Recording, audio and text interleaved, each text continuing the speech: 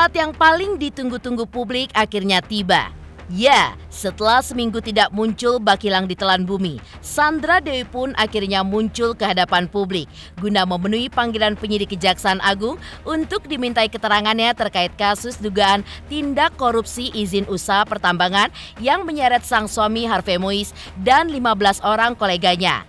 Saat datang ke gedung Kejaksaan Agung, Sandra Dewi pun tetap tampil anggun dengan menggunakan blus berwarna putih yang dipadu-padankan dengan celana bahan kulot abu-abu. Rambutnya yang panjang dibiarkan tergerai dengan poni manis yang menutupi dahinya. Di luar daripada itu, kehadiran Sandra Dewi pun memenuhi panggilan penyidik Kejagung ternyata juga menuai cibiran publik.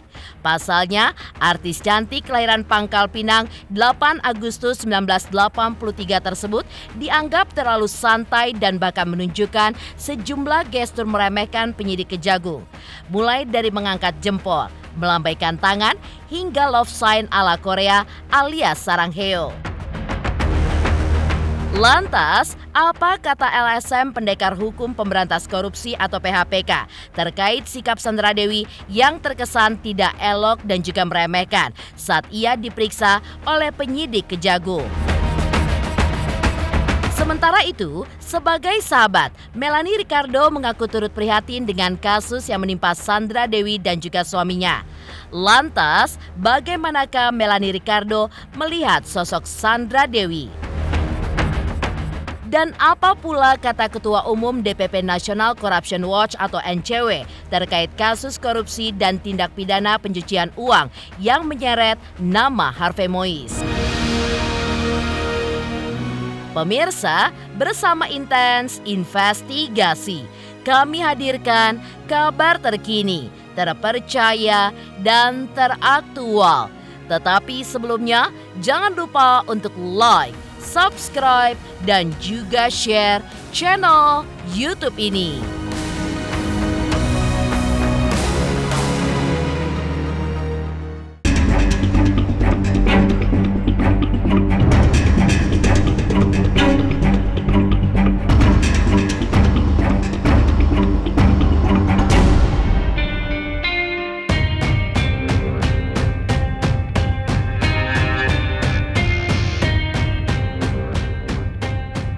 Hari Kamis 4 April 2024 kemarin sepertinya akan menjadi hari yang paling diingat oleh Sandra Dewi dalam hidupnya.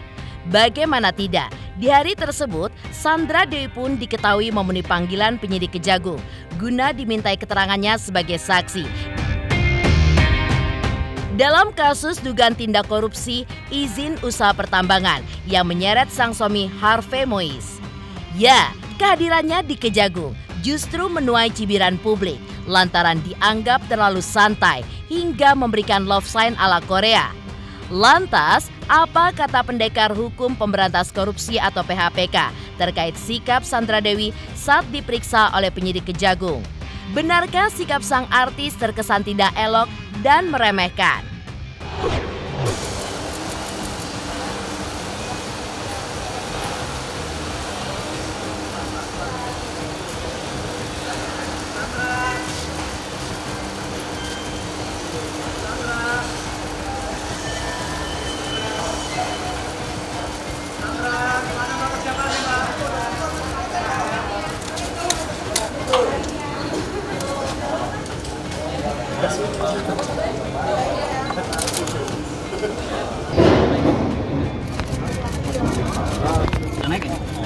Belum itu.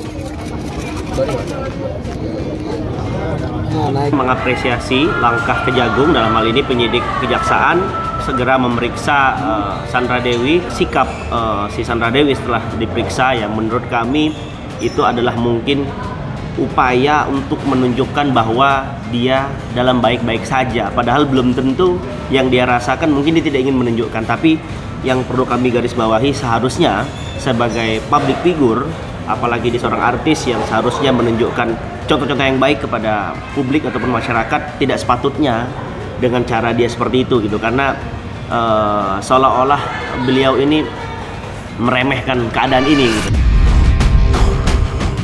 Mendesak Kejaksaan dalam halnya penyidik untuk segera kiranya jika menemukan barang bukti dan menemukan petunjuk-petunjuk yang bisa menjerat ataupun menetapkan Sandra Dewi sebagai tersangka.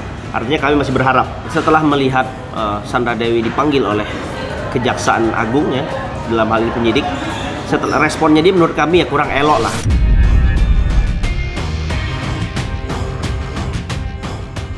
Tidak hanya menyoroti sikap tidak elok Sandra Dewi, PHPK juga mendesak Kejagung untuk mengeluarkan surat pencekalan ke luar negeri terhadap istri Harvey Mois tersebut.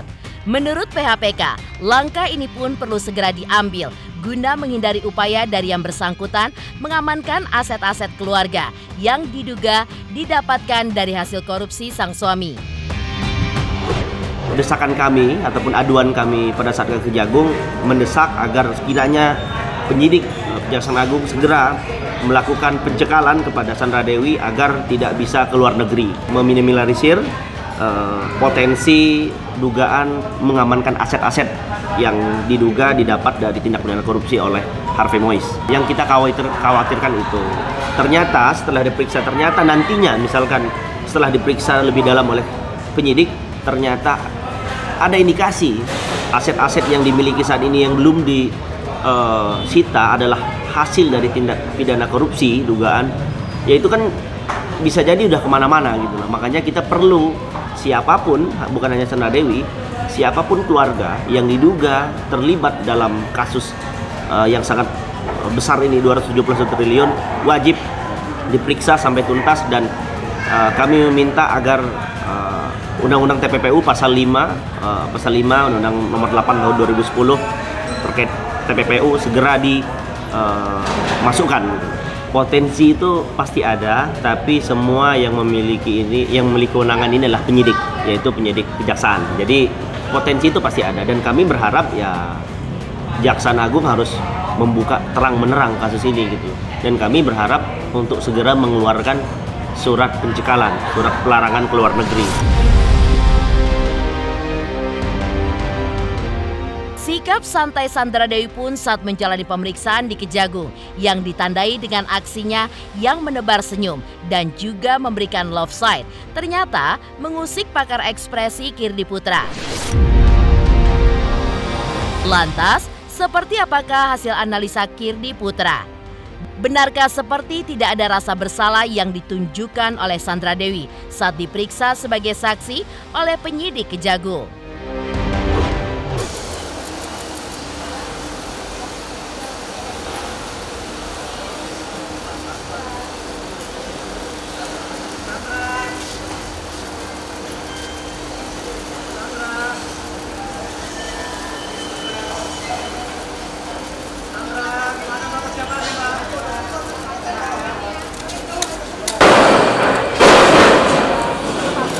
Sandra. Kita Sandra. Kita ambil. Udah naik ya? Aduh. Belum itu. Sorry, Mas. Buat saya Sandra Dewi itu menunjukkan sebuah ekspresi yang cukup percaya diri ya, ditandai dengan bahwa senyuman dia sama sekali tidak mengandung berbagai macam unsur lain selain senyum lepas. Nggak ada tuh ketakutan, sedih dan lain sebagainya. Saya justru melihat bahwa itu dibuat supaya tetap mencitrakan citra dia yang dekat, ramah seperti itu gitu loh. Tapi itu kan semuanya cuma sandiwara jadinya. Dia tetap terlihat tenang berarti ya, Pak? Oh tenang, iya, pede dan tenang. Senyumnya, cara dia, gesturnya, cara dia berinteraksinya itu menandakan ketenangan yang luar biasa. Maksudnya itu yang kemudian banyak membuat orang kemudian jadi marah kan. Gitu. Karena kenapa? Korupsinya nggak kecil. Berapa banyak uang korupsi? Ya tentu saja nggak 271 triliun tersebut, nggak gitu. Tapi tetap sekian puluh triliun gitu loh.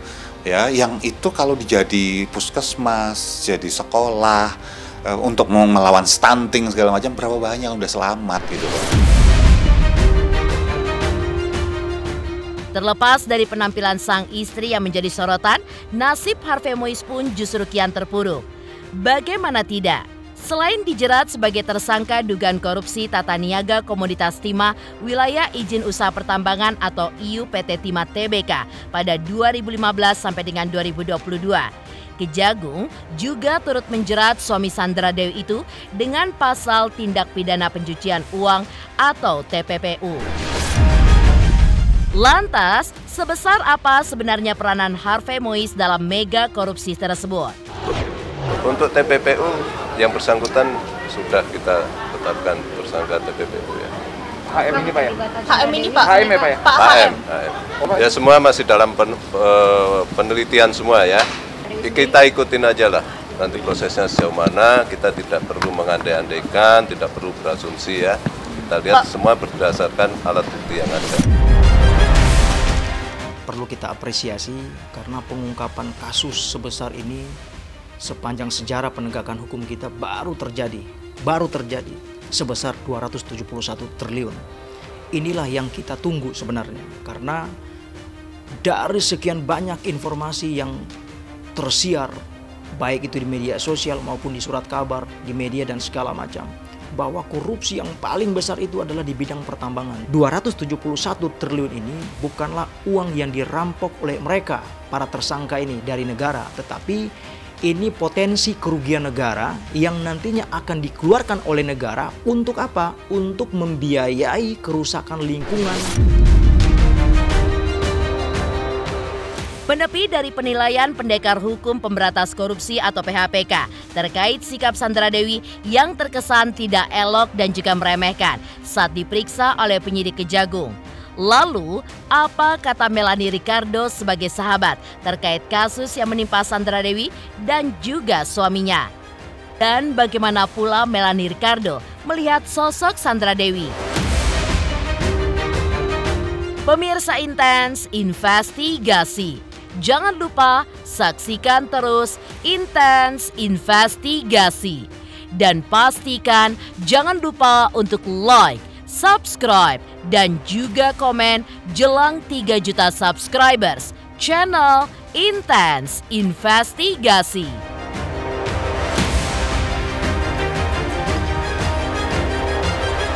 Halo, saya King Saiful Jamil. Jangan lupa saksikan Intens dari Senin sampai Sabtu. Satu hari ada 5 kali tayang loh. Jangan lupa di subscribe ya. Hanya Intens Investigasi.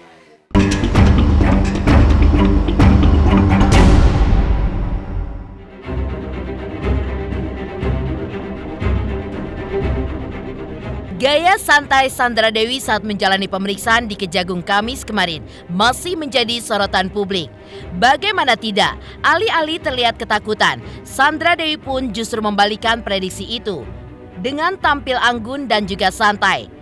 Bahkan, ibu 2 anak itu pun terlihat sumringah saat bertemu awak media.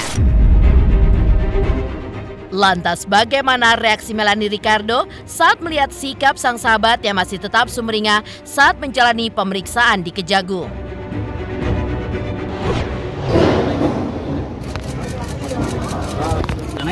Belum itu. Nah, naik bro.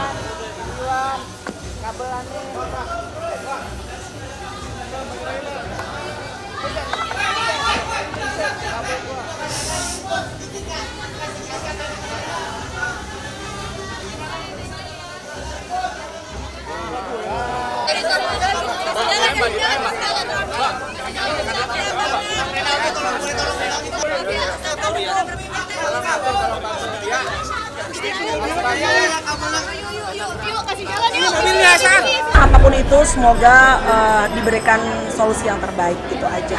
Sebagai teman pastinya kaget dan tapi again kan nobody's perfect in this life. We live and we learn. Ya semoga apapun itu ada solusi yang terbaik.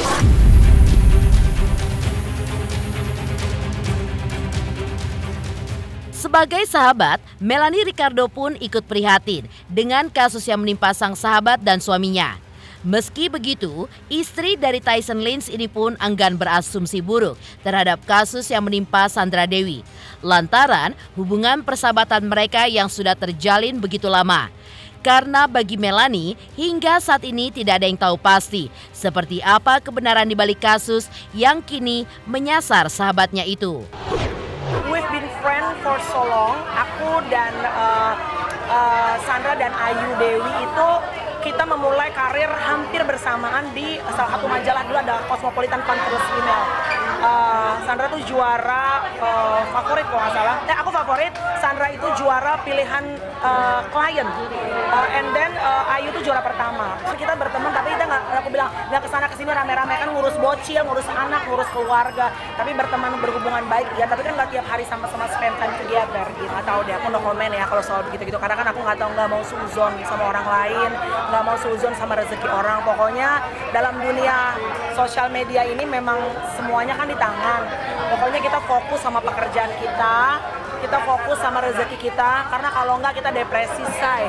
Lihat rezeki orang, lihat mungkin orang lain bisa punya A, B, dan C. Pokoknya aku berusaha untuk train my brain, my heart, supaya ini tahun ini nih pengen belajar untuk merasa cukup aja, cukup duitnya, semua cukup aja gitu loh, cukup bakatnya, cukup semuanya serba dicukupin. Dari reaksi Melanie Ricardo ketika melihat sikap Sandra Dewi yang tetap sumringah saat menjalani pemeriksaan di Kejagung. Lalu, apa kata Ketua Umum DPP Nasional Corruption Watch atau NCW terkait kasus korupsi dan tindak pidana pencucian uang yang menyeret nama Harvey Mois? Pemirsa Intens Investigasi. Jangan lupa saksikan terus Intens Investigasi. Dan pastikan jangan lupa untuk like, subscribe, dan juga komen jelang 3 juta subscribers channel Intens Investigasi.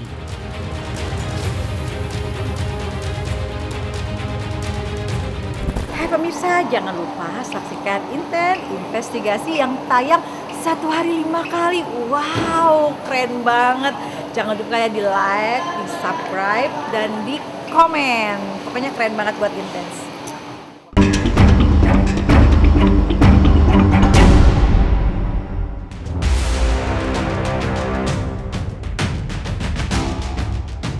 Kasus mega korupsi komoditas timah yang merugikan negara hingga 271 triliun rupiah memang memantik banyak sorotan dari berbagai pihak. Ya, selain pendekar hukum pemberantas korupsi atau PHPK, pihak National Corruption Watch atau NCW juga tidak ketinggalan ikut menyoroti mega korupsi tersebut. Bahkan, menurut Ketua Umum DPP NCW, Hanifah Sutrisna, sudah seharusnya aliran dana dari para tersangka diusut tuntas dari mulai yang teratas hingga terbawah. SD ini boleh dikatakan keterlibatan langsung atau tidak langsung. Keterlibatan langsungnya karena merupakan istri. Keterlibatan tidak langsung mungkin sang istri ini tidak mengetahui bisnis suaminya. Kan kebanyakan istri sekarang tidak peduli suaminya dapat uang dari mana. Yang penting setiap bulan terima uang. Yang penting begitu mau hal-hal kemewahan ada. Yang penting mau sesuatu keinginan yang di luar dari kemampuan orang biasa ada. Ya seharusnya istrinya curiga dari mana ini. Tapi saya meyakini bahwa orang-orang yang terduga dan sudah ditetapkan sebagai tersangka itu harus dicek semuanya, 2 ke kiri, 2 ke atas, 2 ke bawah, 2 ke kanan. Karena yang namanya transaksi atau korupsi jika sudah diduga juga ada tindak pidana pencucian uang, maka 2 relativitas ini atau hubungan relatif ini harus diperiksa. Memiliki harta kekayaan yang boleh dikatakan tidak wajar, harusnya ini diperiksa. Beberapa kali NCW coba mengungkapkan, bahkan beberapa waktu yang lalu pun kami pernah di tahun kemarin menyampaikan bahwa pemerintah atau aparat penegak hukum harus mulai masuk tuh ke wilayah tambang, terutama tambang timah, tambang nikel, yang berpotensi adanya dugaan-dugaan penyalahgunaan wewenang dan adanya perbuatan atau serta-merta dari para pejabat yang memiliki kuasa relasi itu menggunakan kekuasaannya itu tidak pada tempatnya, dan ini terbukti. Pemirsa, jangan lupa saksikan terus Intens Investigasi. Dan pastikan jangan lupa untuk like, subscribe, share, dan juga komen jelang 3 juta subscribers channel Intens Investigasi.